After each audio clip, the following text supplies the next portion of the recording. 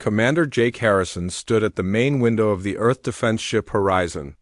His hands were pressed against the cold metal rail as he watched something that no human had ever seen before.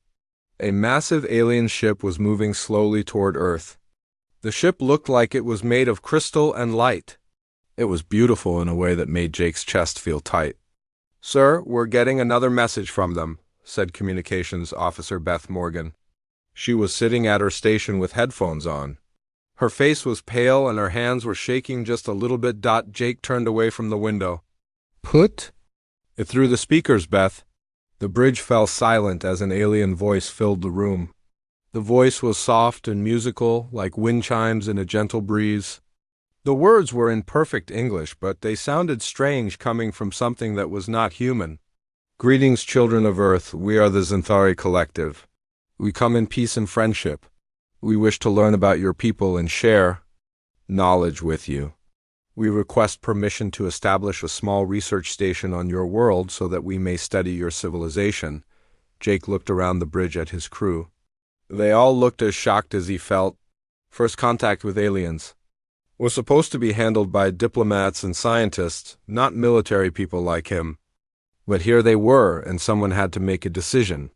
"Beth, send a message back. Tell them we're honored by their visit and we'll need some time to prepare. Ask them to wait in orbit while we get things ready." "Yes, sir," Beth said, her fingers moving quickly over her keyboard. Captain Lisa Moore arrived on the bridge 30 minutes later. She was a diplomat from Earth's Foreign Relations Department. She wore a crisp blue uniform and carried a briefcase full of first contact procedures. Jake was glad to see her. Talking to aliens was not something they had trained him for. "Commander Harrison, I need a full report on the alien vessel," Lisa said as she walked onto the bridge. Jake handed her a tablet with all the information they had gathered. They call themselves the Xanthari Collective. Their ship is about 3 kilometers long. Our sensors can't get a good reading on what it's made of, but it doesn't match any materials we know about. Lisa studied the tablet while Jake continued his report. "They've been sending messages for the past 2 hours. All of them are polite and formal. They say they want to establish a research station on Earth to study human civilization." "Have they made any demands or threats?" Lisa asked. "No, nothing like that. They seem genuinely peaceful, almost too polite if you ask me." Dr. Alex Turner arrived on the bridge just as Jake finished his report. Alex was Earth's leading expert on alien life, even though he had never actually seen any aliens before today. He was a tall man with gray hair and thick glasses. He looked excited and worried at the same time. "I've been analyzing their communications," Alex said, pulling out his own tablet. "The Xanthari seem to be a highly advanced civilization. Their language patterns suggest they're very formal and ceremonial in their culture. But there's something else." "What is it?" Lisa asked. Alex swiped through several screens on his tablet. "I've been looking at the technical specifications they sent us for their research station. These beings are extremely fragile. Their atmosphere requirements are very specific. They need low gravity, minimal electromagnetic interference, and very stable temperatures." Jake frowned. "What are you saying, Doc?"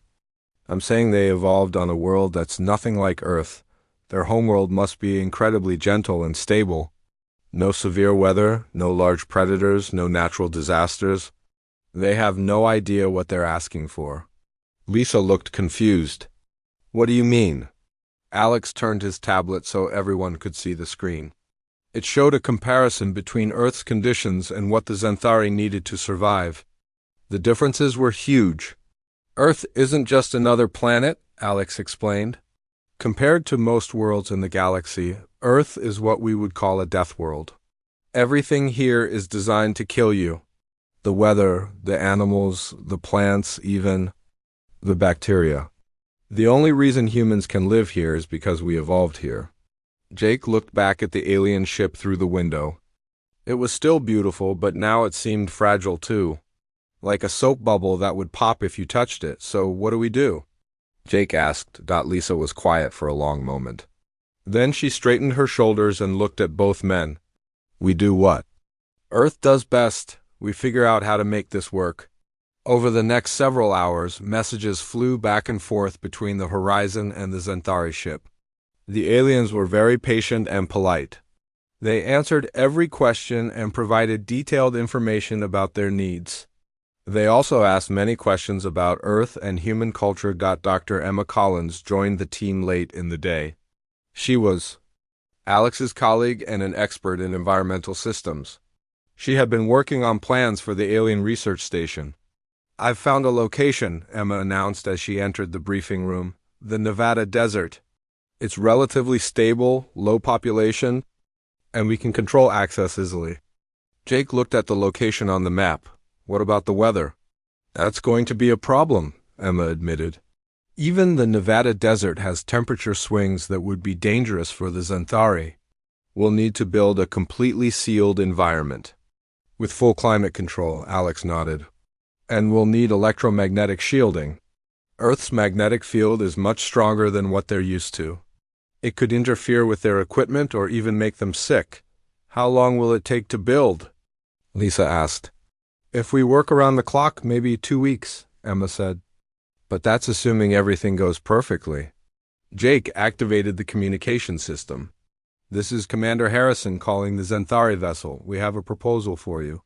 The same musical voice answered immediately. "We are listening, Commander."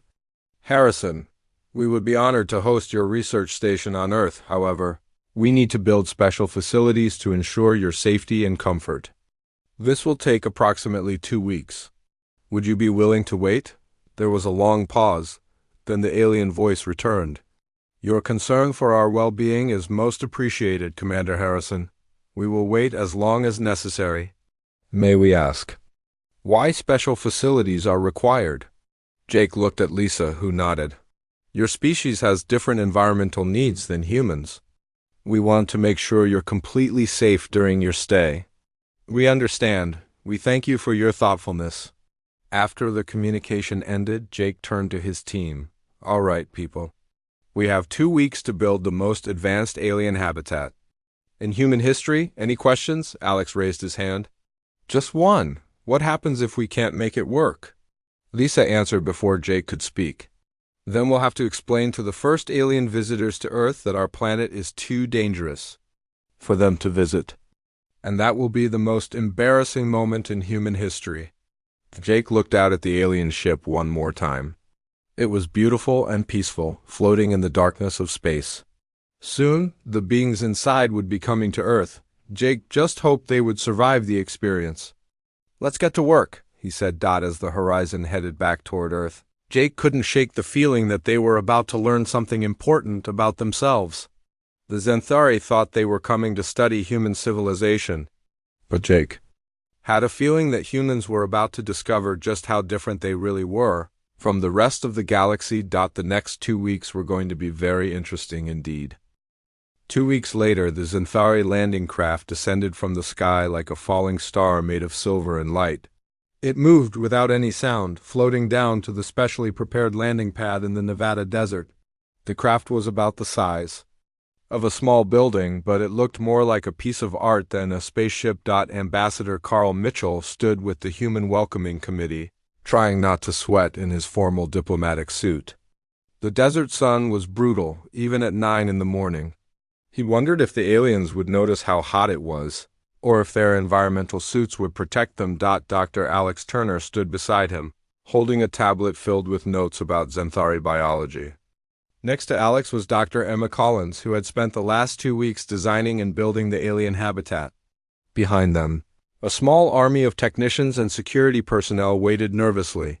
The landing craft settled onto the pad with barely a whisper. For a moment, nothing happened. Then a section of the smooth hull simply dissolved, creating a doorway that glowed with soft blue light. The first Xanthari to emerge was tall and thin, almost like a reed swaying in the wind. Its skin was pale and seemed to shimmer with tiny lights. It wore what looked like a suit made of flowing water, and its face was long and elegant with large, dark eyes. "That must be Scholar Primary Veltar," Alex whispered to Carl, the leader of their delegation. The Xanthari moved slowly and carefully down a ramp that extended from their ship.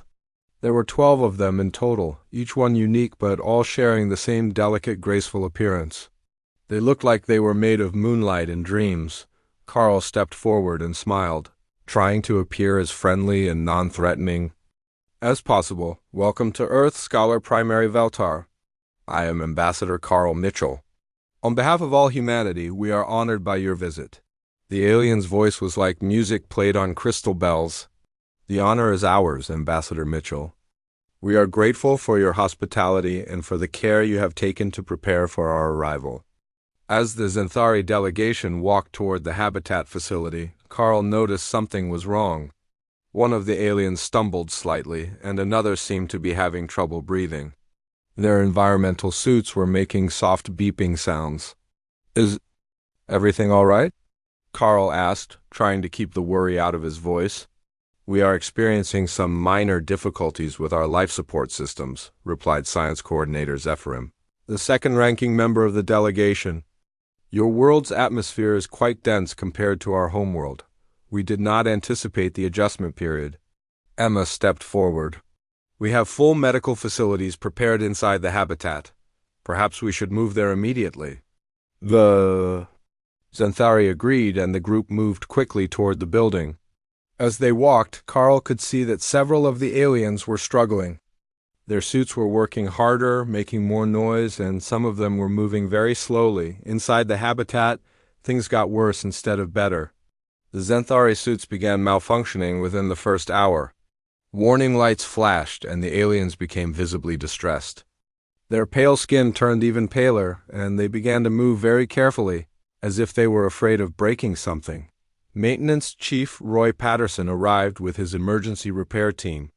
Roy was a short, stocky man who had worked on everything, from submarines to space stations. He had never worked on alien technology before, but he was willing to try. "What seems to be the problem?"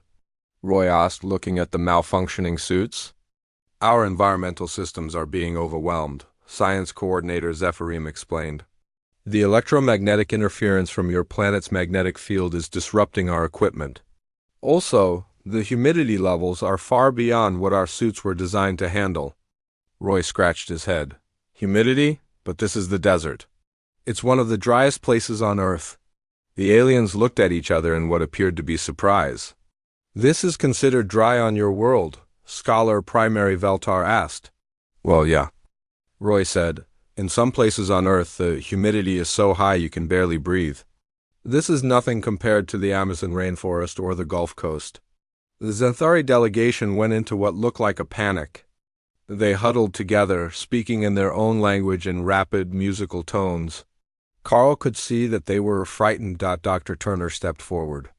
"Perhaps we should focus on fixing the immediate problems. Roy, what do you need to get their suits working?" Roy examined the alien equipment with the curiosity of someone who had been fixing things his whole life. "These suits are incredibly advanced, but they're built for perfect conditions. It's like they've never had to deal with anything going wrong." Over the next several hours, Roy and his team worked to modify the alien suits. They installed additional shielding against electromagnetic interference, upgraded the humidity controls, and added backup power systems. The Xanthari watched in amazement as the humans jury-rigged solutions to problems they had never encountered before. "Your species has remarkable adaptability," Science Coordinator Zephyrim observed to Dr. Turner. "You seem to expect your equipment to fail and plan for it." "Well, yeah," Turner replied. "Everything breaks eventually.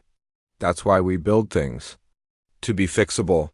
While the repair work continued, the Xanthari began to learn more about their new environment. They were fascinated by the habitat systems, but also concerned by how many backup systems were required. "Why do you need 3 separate air filtration systems?" one of the aliens asked Emma. "In case 2 of them fail," Emma explained, "and we have a 4th one in storage just in case." "And why is the building structure so heavily reinforced?" Emma paused, trying to think of how to explain without frightening them. "Well, this is earthquake country. The ground moves sometimes." The aliens looked at each other with what appeared to be horror. "The ground moves?" Scholar Primary Veltar asked. "Just a little," Emma said quickly. "Most of the time you can't even feel it. The building is designed to handle it. That evening, the Xanthari delegation held their first formal meeting with the human representatives. They sat in a specially designed conference room with perfect climate control and electromagnetic shielding. The aliens looked more comfortable. Now that their suits were working properly, "We must express our gratitude for your assistance today," Scholar Primary Veltar began. "Your technical expertise saved our mission." "It was nothing," Carl replied. "We're just glad we could help." "Nothing?" Science Coordinator Zephyrim asked. "You solved problems in hours that would have taken our people weeks to address. And you did it with technology that was completely foreign to you." Roy, who had been invited to the meeting, shrugged. "When something breaks, you fix it?" "That's just how things work." The aliens exchanged glances. "On our world, when something breaks, we replace it," Scholar Primary Veltar said. "We do not have the resourcefulness that you have shown today." Dr. Turner made a note on his tablet. He was beginning to understand that humans and Xanthari had very different approaches to problem solving. The aliens seemed to expect everything to work perfectly all the time. Humans expected everything to break and planned accordingly. As the meeting continued, the Xanthari asked many questions about Earth and human culture. They were particularly interested in how humans dealt with equipment failures and unexpected problems. "Does your technology malfunction often?" one of the aliens asked. "All the time," Roy laughed. "If it can break, it will break. Usually at the worst possible moment." The Xanthari looked disturbed by this information. "How do you function in such an unreliable environment?" "You learn to adapt," Emma said. "You build things stronger, you have backups for your backups, and you learn to fix things quickly when they break." The aliens took careful notes on everything. The humans said, "They seemed to be learning that Earth was very different from their homeworld." But Carl suspected they had not yet understood just how different it really was. As the meeting ended, Scholar Primary Veltar made a request. "We would like to observe your people in their natural environment. We wish to understand how humans live and work on your world." Carl smiled. "We'd be happy to arrange that. Though I should warn you, human life might be more exciting than you expect." The aliens looked pleased by this prospect. They had no idea what they were about to discover about humanity and the world they called home. The first week of the Xanthari visit went by quietly. Too quietly, according to Dr. Alex Turner. He had been expecting more problems, and the calm was making him nervous. The aliens spent their days in the habitat, taking measurements and recording observations about human technology and culture. Then, on Tuesday morning at exactly 6:47 a.m., the ground started shaking. The earthquake was small by California standards, measuring only 4.2 on the Richter scale. Most humans in the area barely noticed it. A few dishes rattled in kitchen cabinets, and some people felt a gentle swaying motion for about 15 seconds. For the Xanthari, it was the end of the world. The aliens' emergency alarms went off all at once, filling the habitat with a sound like screaming wind chimes.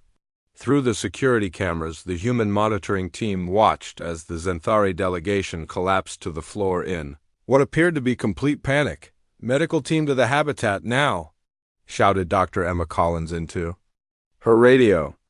She was running across the compound before the earthquake had even finished. When the human emergency response team burst through the habitat doors, they found all 12 Xanthari huddled together in the center of their main room. They were shaking, their pale skin flickering with rapid patterns of light.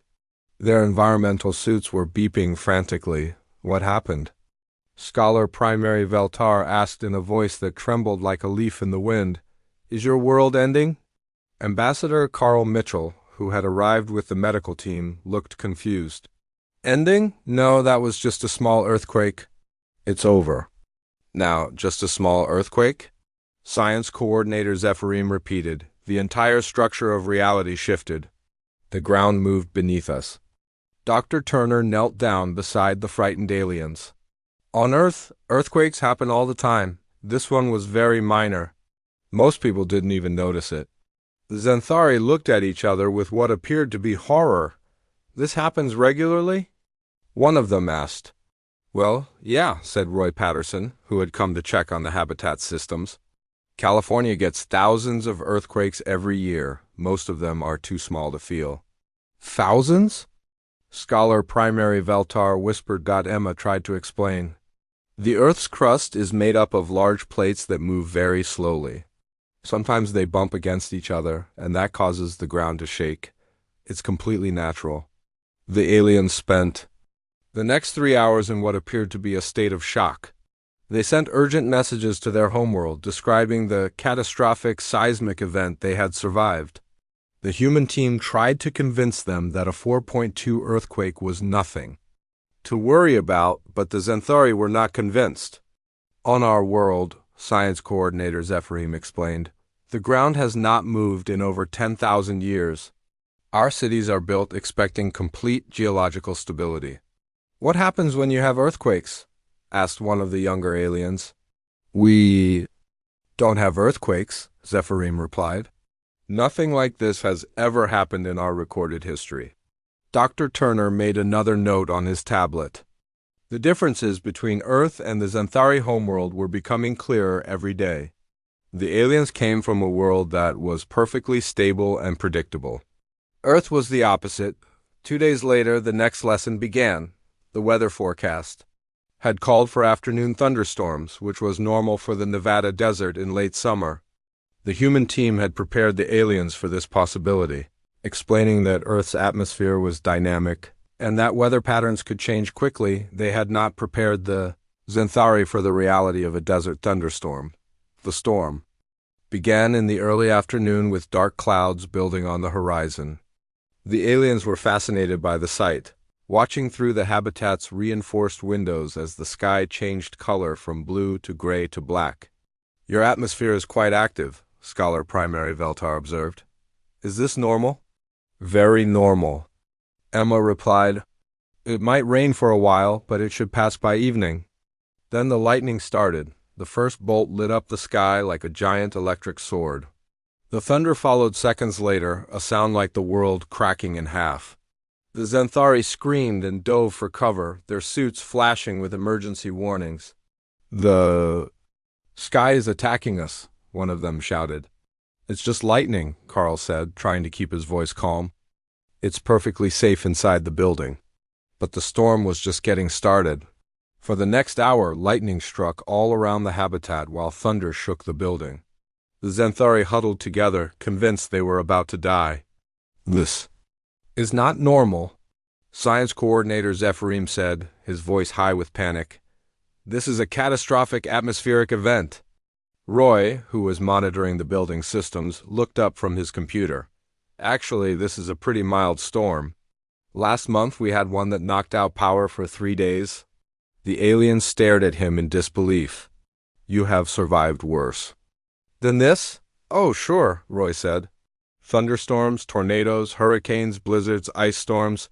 Weather's just something you deal with. When the storm finally passed, the Xanthari delegation spent another 4 hours in emergency session. They sent more urgent reports to their homeworld, describing the massive atmospheric warfare they had witnessed. Communications Officer Beth Morgan, who was monitoring their transmissions, brought the reports to the human command team. They're describing our weather like it's some kind of military attack, she said. They think Earth's atmosphere is trying to kill them. Well, Dr. Turner said thoughtfully, in a way it is. The real crisis came at the end of the week when maintenance. Chief Roy Patterson discovered something alarming during his routine inspection of the habitat. The building, which had been designed to the aliens' exact specifications, was falling apart. The foundation is shifting, Roy reported to the emergency meeting. The walls have stress fractures and the roof is buckling. This building won't last another month? What's causing it? Emma asked. Everything, Roy said. The temperature changes between day and night are making the materials expand and contract. The humidity is warping the support beams. Even the vibrations from passing trucks are causing structural damage. Carl looked at the inspection report with growing concern. Can we fix it? We can try, Roy said. But we'd basically have to rebuild. The whole thing using Earth-standard materials and construction methods. Dr. Turner was making rapid calculations on his tablet. The aliens designed this building for their homeworld conditions. Perfect temperature, no humidity, no ground movement, no vibrations. They never expected to deal with a dynamic environment. So what do? Emma asked. We evacuate them to the orbital station, suggested Colonel Frank Butler, who had been quietly listening to the discussion. It's the only safe option. Absolutely not, Carl said firmly. The president wants this cultural exchange to work. We make it work. Meanwhile, the Xanthari were beginning to understand the true nature of their situation. Science coordinator Zephyrim S. daily reports to the collective had grown increasingly alarmed. What the humans casually called normal environmental conditions would be classified as ongoing natural disasters on any civilized world. We are beginning to comprehend the true nature of this world, Zephyrim reported in his latest transmission. The humans live in a state of constant environmental warfare. Their planet attacks them with seismic events, atmospheric violence, and unstable geology. Yet they appear to consider this normal. The report continued, most disturbing is their attitude toward these catastrophic events. They speak of earthquakes and storms as minor inconveniences. They build structures expecting them to be damaged and plan to repair them. Their entire civilization is based on the assumption that their environment is hostile and unpredictable. Scholar. Primary Veltar called for another meeting with the human representatives. When the two groups gathered in the conference room, the alien leader looked tired and stressed. We must ask you a direct question, Veltar said. Is your world always this dangerous? The humans looked at each other. Finally, Carl answered honestly. This has been a very quiet week, actually. We were trying to give you time to adjust gradually. The Xanthari delegation went silent for a long moment. Then Science Coordinator Zephyrim asked the question that would change everything. What do you mean by gradually? Emma smiled nervously. Well, we thought we'd start you off easy. Just basic earthquakes and thunderstorms. We haven't shown you hurricanes yet, or tornadoes, or blizzards, or forest fires, or floods, or volcanic eruptions. The alien stared at her as if she had just described the end of the universe. There are more types of disasters? One of them whispered, Oh, lots more, Roy said cheerfully. Plus, we've got dangerous animals, poisonous plants, deadly bacteria, and extreme weather in every direction, but you get used to it. The Xanthari delegation excused themselves and went into emergency session. They stayed in that session for the next 18 hours, and when they finally emerged, everything had changed.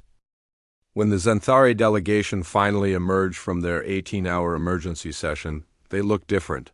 Their pale skin had taken on a grayish tint, and their large eyes seemed wider than before. Scholar Primary Veltar approached Ambassador Carl Mitchell with what appeared to be a mixture of curiosity and terror.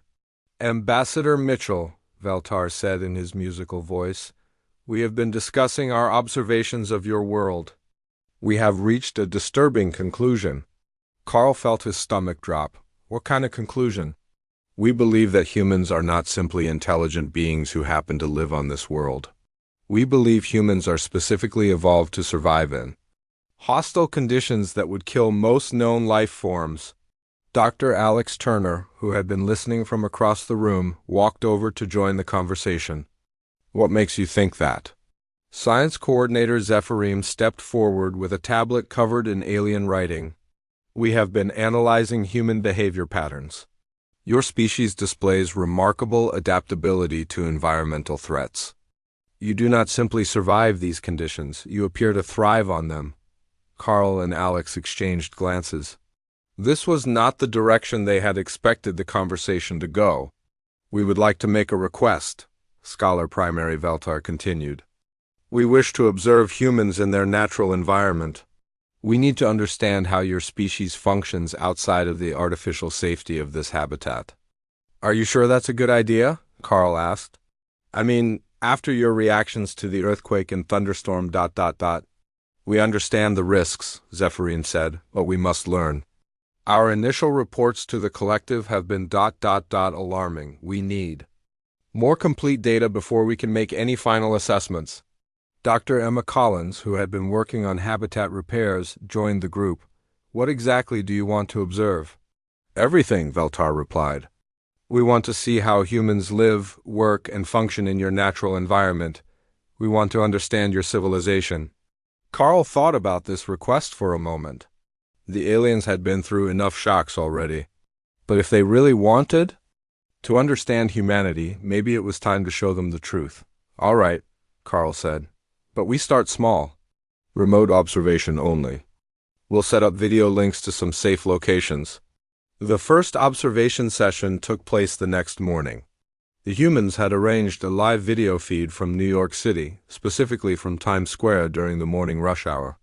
They thought it would be a good introduction to human urban life. The Xanthari gathered around the large screen in their conference room, watching as thousands of humans moved through the busy streets. At first, they seemed impressed by the organized chaos of the city. Your population density is remarkable, one of the aliens observed. How do you coordinate so many individuals? We don't, really, Emma explained. Everyone just knows where they're going and figures out how to get there. Then the weather changed. Dark clouds rolled in over the city and rain began to fall. The aliens watched in fascination as humans on the street opened umbrellas and kept walking.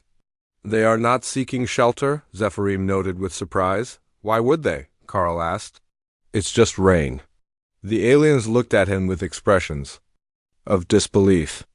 The atmosphere is releasing water on them, one of them said. This is not dangerous? Not unless there's lightning, Carl replied. And even then, most people just go indoors until it passes. The Xanthari made rapid notes on their tablets. They seemed to be treating every human action as a survival behavior worthy of scientific study. Then the thunderstorm hit, lightning flashed across the sky, and thunder rolled through the city. The humans on the street barely reacted. Some walked a little faster, others ducked under awnings, but most just kept going about their business. This is impossible, Scholar Primary Veltar whispered. They are walking calmly through atmospheric warfare. It's just a summer thunderstorm, Emma said. Pretty normal for this time of year. The aliens watched in stunned silence as humans continued their daily routines while what they considered a catastrophic environmental event raged around them. Office workers hurried to meetings, delivery drivers made their rounds, and construction crews kept working. The construction crews, Zephyrim said suddenly. They are not stopping work? Carl looked at the screen where a group of workers was, putting up scaffolding on a building. Why would they stop? It's not that bad a storm. They are working at dangerous heights during an atmospheric attack, one of the aliens said. This is beyond our understanding. The real revelation came when the humans switched the feed to show a construction site where a skyscraper was being built. The aliens watched in horror as humans worked hundreds of feet above the ground, walking on narrow beams and operating heavy machinery in conditions that would be lethal to most species. Construction. Foreman Pete Sullivan had been asked to explain his work to the aliens via video link. He was a big man with calloused hands and a hard hat standing on a platform 40 stories above the street. This is what we call a typical day, Pete said into the camera.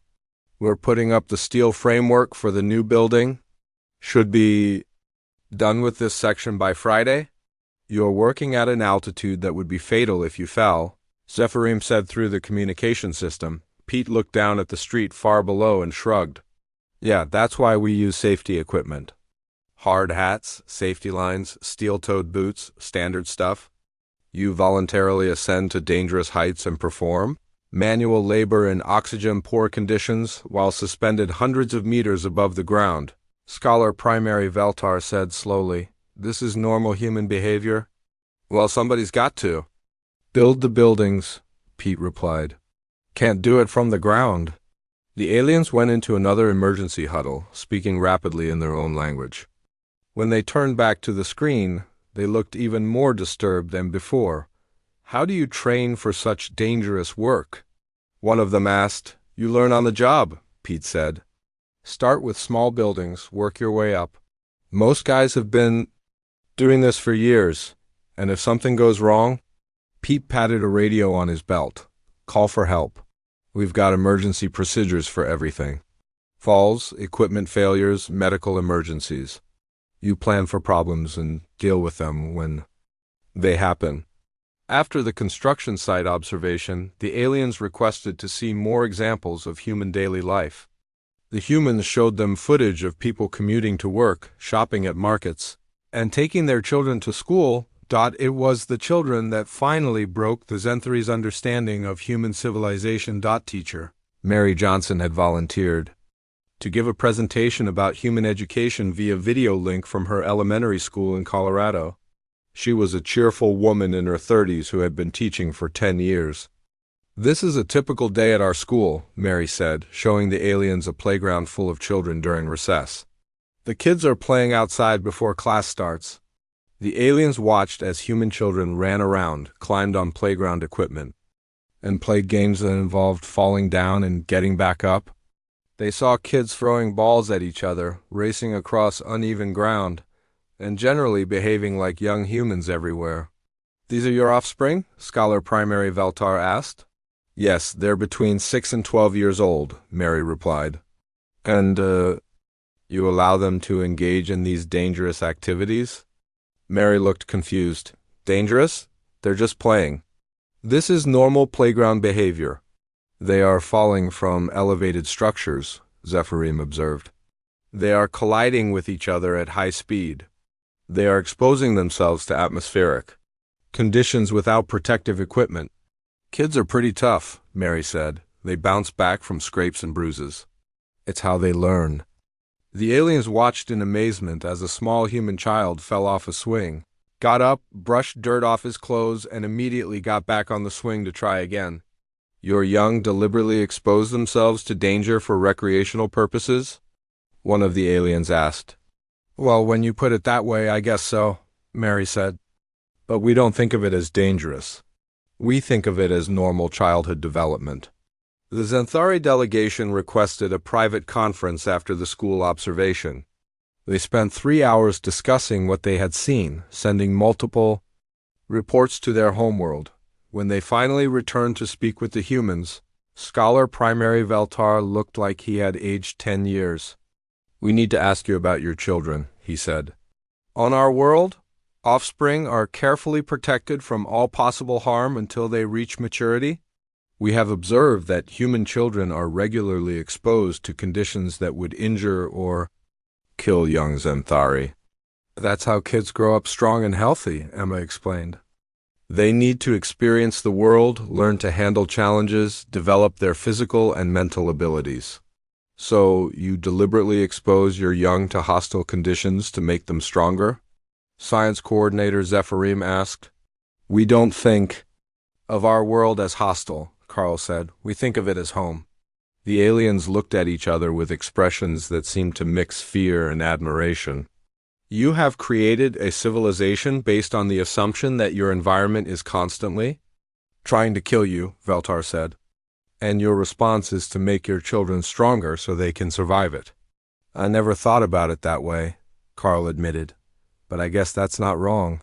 The Xanthari delegation went into emergency session once again. This time, they stayed in session for 2 full days. When the Xanthari delegation finally emerged from their 2-day emergency session, they looked like completely different beings. Their pale skin had turned almost white, and their large eyes seemed to glow with an inner light. Scholar Primary. Veltar approached Ambassador Carl Mitchell with what appeared to be a mixture of respect and fear. Ambassador Mitchell, Veltar said in his musical voice, we have completed our analysis of human civilization. We have reached several important conclusions that we must share with you. Carl felt nervous. The aliens had been acting strange ever since they started observing human daily life. What kind of conclusions? Science Coordinator Zephyrim stepped forward with a tablet covered in complex alien writing. We have been in constant communication with the Xanthari Collective. Our findings have been disturbing to our people. Dr. Alex Turner joined the conversation, looking concerned. Disturbing? How? We have classified your world as a Class 12 Death World, Valtar said quietly. This is the highest possible threat rating in our assessment system. The humans looked at each other in surprise. A Death World? Carl asked. Your planet presents more environmental hazards than any world we have ever encountered, Zephyrim explained. Seismic activity, atmospheric violence, unstable geology, dangerous wildlife, poisonous plants, deadly microorganisms, and extreme weather patterns in every climate zone. Dr. Emma Collins, who had been listening from across the room, walked over to join the group. But humans evolved here. This is our natural environment. That is precisely what makes your species so remarkable, Veltar replied, and so terrifying. The aliens exchanged glances before Zephyrim continued. We have shared our observations with the collective. They have voted unanimously to warn all known spacefaring civilizations about humanity. Warn them about us? Carl asked, his voice rising. What do you mean? We mean that your species represents something unprecedented in galactic civilization. Veltar explained. You are apex predators who evolved on a world that constantly tried to kill you. Your response was not to find a safer world, but to become stronger and more adaptable. Alex frowned. We're not predators. We're explorers, scientists, diplomats. You are predators who have learned to use tools and build civilizations, Zephyrim corrected.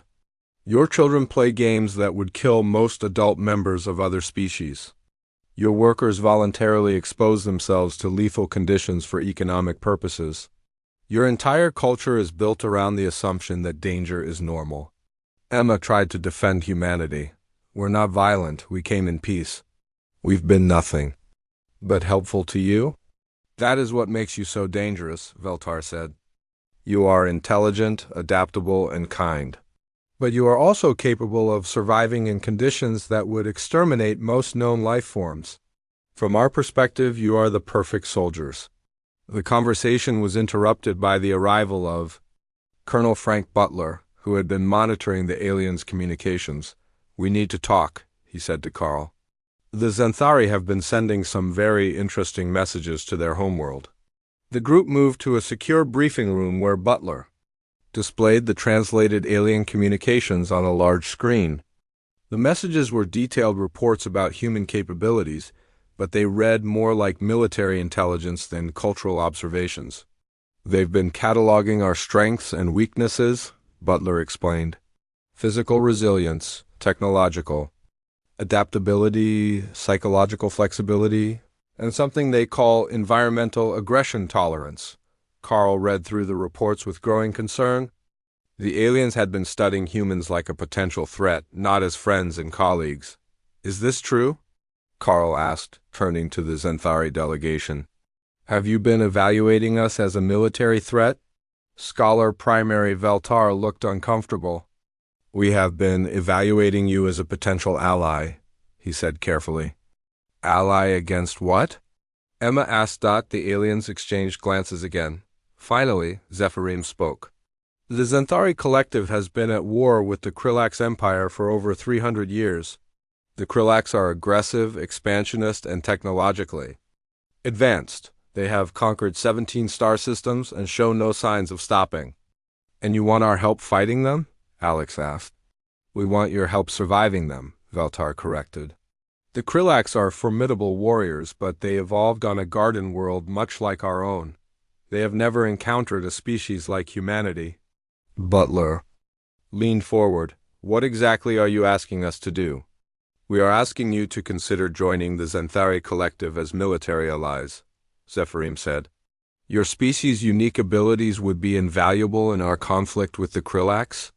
Carl felt his heart sink.